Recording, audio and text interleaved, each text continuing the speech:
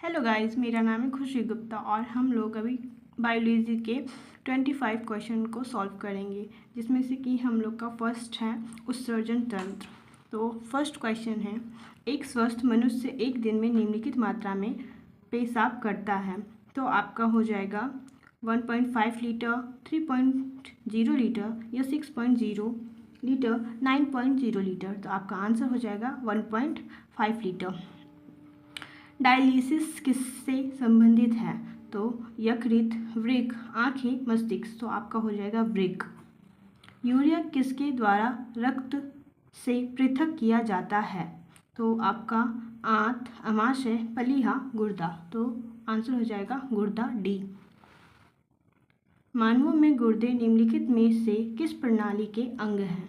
तो nutrition, transportation, excretion या respiration. तो आपका हो जाएगा एक्सक्रिएशन। तो सी यहाँ पे सही आंसर हो जाएगा।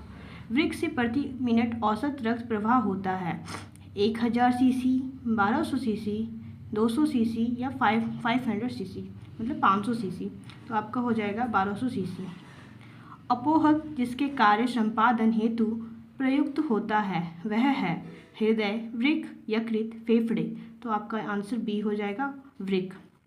जब वृक्क कार्य करना बंद कर देते हैं तो निम्न में कौन सा पदार्थ जमा होता है? शरीर में वसा, शरीर में प्रोटीन, रक्त में शर्करा या रक्त में नत्र जनित अपशिष्ट पदार्थ। तो आपका डी हो। निम्नलिखित में से कौन मानव गुर्दे का सामान्य कार्य नहीं है?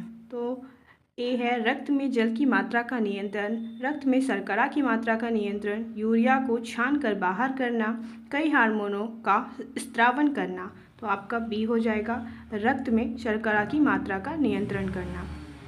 मानव गुर्दे में बनने वाली पथरी प्रायः बनी होती है। तो आपका आंसर इनमें से देखिए कौन सा होता है?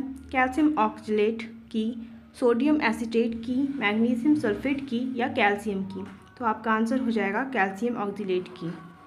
क्वेश्चन नंबर 10, शरीर में उपापचयी प्रक्रिया द्वारा बनने वाले वर्ज्य या विषाक्त को बाहर निकालने की क्रियाविधि को डैश कहते हैं? तो पाचन, श्वसन, उत्सर्जन या परिसंचरण। तो आपका हो जाएगा उत्सर्जन।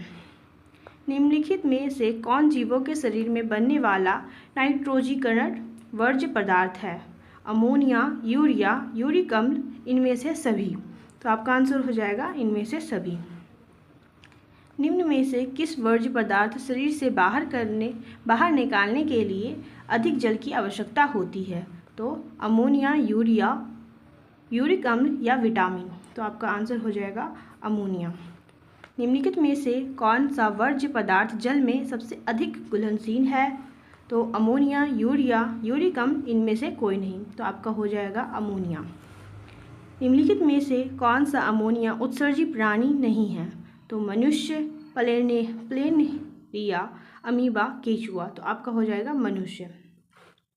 निम्नलिखित में से कौन सा एक यूरिया उत्सर्जी प्राणी नहीं है? तो मनुष्य, व्हेल, मेंढक, प्लेनेरिया। तो आपका हो जाएगा। कौन यूरिक अम्ल उत्सर्जी प्राणी है?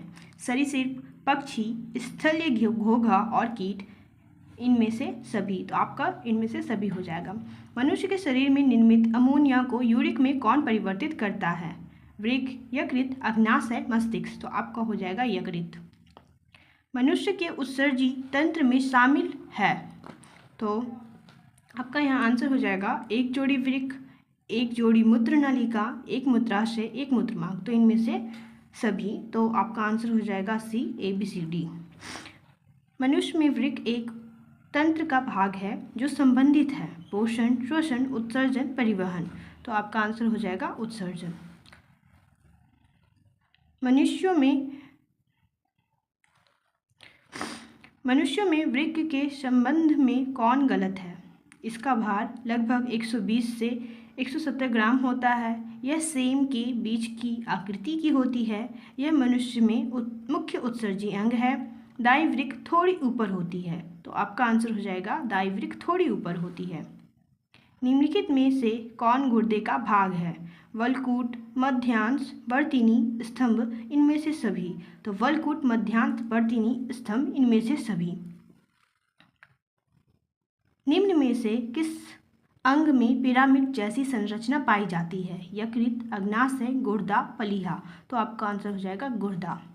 उत्सर्जन तंत्र या गुर्दे का कार्यात्मक इकाई को कहा जाता है? न्यूरॉन, नेफ्रॉन, धमनी, एक्सॉन। तो आपका आंसर हो जाएगा नेफ्रॉन।